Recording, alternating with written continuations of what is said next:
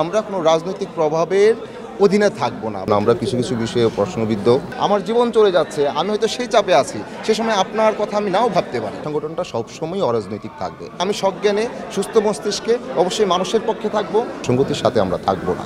বিশেষ হওয়ার কারণটা হচ্ছে এই সময় আসলে আমরা জানি সবাই যে একটা সংস্কারের মতো ভেতর দিয়ে সব কিছু যাচ্ছে। সেক্ষেত্রে আমরা মনে করি যে সেটার ঊর্ধ্বে না, কারণ আমরা কিছু কিছু বিষয়ে প্রশ্নবিদ্ধ।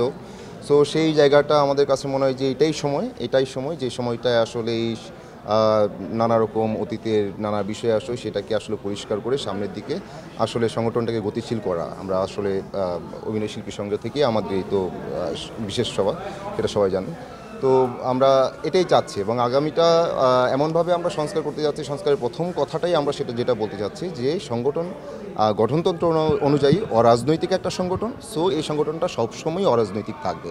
শিল্পীরা শিল্পীর কথা বলবে, সে শিল্পী আপন মানুষ এবং সে স্বতন্ত্র, সে ন্যায়কে ন্যায় বলবে, অন্যায়কে অন্যায় বলবে।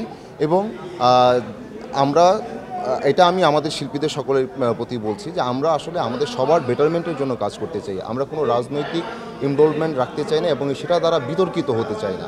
আমরা সবার যেটাই ন্যায় সেটার সাথে, যেটা অসঙ্গতি সেটাকে আমরা অসঙ্গতি বলবো এবং অসঙ্গতির সাথে আমরা থাকবো না। এখন সংস্কার করতে গেলে আমরা সংস্কার করতে যাচ্ছি তো এই বিষয়গুলো, যে প্রথমত হচ্ছে অরাজনৈতিক হতে হবে, দ্বিতীয়ত হচ্ছে যে অভিনয় শিল্পী হিসাবে আমরা আমাদের যেই যদি বলেন যে আমাদের সম্মানের জায়গাটা, মর্যাদার জায়গাটা, সেটা প্রতিষ্ঠিত করতে চাই। আমরা যেমন চাই যে যেটা দীর্ঘ সময় যাবতই চেয়ে আসা হচ্ছে যে অভিনয় শিল্প বা অভিনেতা অভিনয় করছি আমরা, এটা একটা পেশা এবং পেশা হিসাবে রাষ্ট্রীয় একটা স্বীকৃতি, সেটা চাই।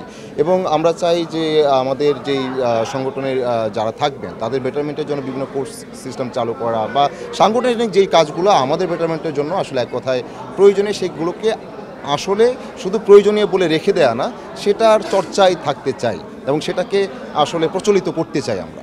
যেটা অনেকটা শিথিল অবস্থায় আছে, যেটা নিয়ে আমরা প্রশ্ন করছি যে সংগঠন কেন এগুলো উদ্যোগ থাকলেও উদ্যোগটা নেওয়া হচ্ছে না বা শিথিল হয়ে থাকছে, সেটাকে আসলে আমরা অ্যাক্টিভ করতে চাই।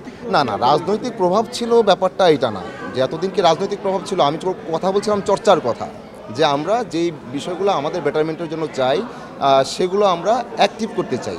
সেটার সাথে রাজনৈতিক প্রভাবের বিষয়টা চলে আসতেছে বা প্রশ্ন আসতেছে, ব্যাপারটা এটা না। আমরা যেটা বলছি যে আমরা কোনো রাজনৈতিক প্রভাবের অধীনে থাকবো না বা যাব না, কারণ শিল্পীরা ওইটা বিলং করে না বা ওইটা চায় না। অবশ্যই আমরা সবার জন্য, এটা যে কোনো রাজনৈতিক দল যদি ভালো করে সেটা আমার ভালো লাগবে, যে কোনো রাজনৈতিক দল যদি অন্যায় করে সেটাকে অন্যায় বলতে হবে। আর যদি না বলি তাহলে নীরব থাকলাম, সমস্যা নাই, নীরব থাকতেই পারে। আমার নানা সিচুয়েশান থাকতে পারে, যে সিচুয়েশনের কারণে আমি নীরব থাকতে পারি। আমার জীবন চলে যাচ্ছে, আমি হয়তো সেই চাপে আছি, সে সময় আপনার কথা আমি নাও ভাবতে পারি।